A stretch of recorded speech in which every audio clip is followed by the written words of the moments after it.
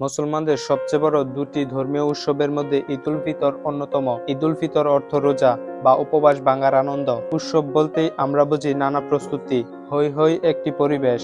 ঈদকে কেন্দ্র করে মুসলমানদের চলে নানা ধরনের আয়োজন।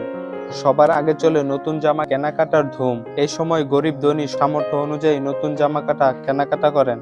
মার্কেটে মানুষের ভিড় জমে, সেই সুযোগে অসাধু কিছু ব্যবসায়ীরা কাপড়ের দাম দ্বিগুণের বেশি বাড়িয়ে দেন। ঈদের আগের দিন থেকে প্রস্তুতি শুরু হয়। ঈদের দিনে পিঠা ভাজা ঈদের আগের দিনের একটি ঐতিহ্য হয়ে উঠেছে। ছোট বাচ্চা থেকে শুরু করে বড় মানুষ পর্যন্ত হাতে মেহেদি পরে থাকেন।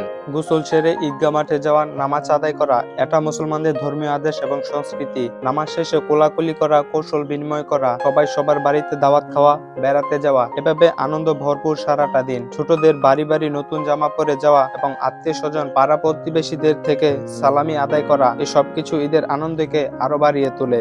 বয়সের সাথে সাথে যেন এ সকল স্মৃতি আনন্দ কমে যাচ্ছে দিন দিন।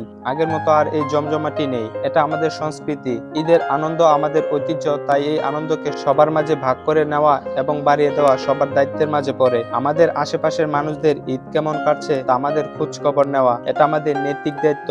সবাইকে ঈদের শুভেচ্ছা জানিয়ে শেষ করছি। ঈদ মুবারক।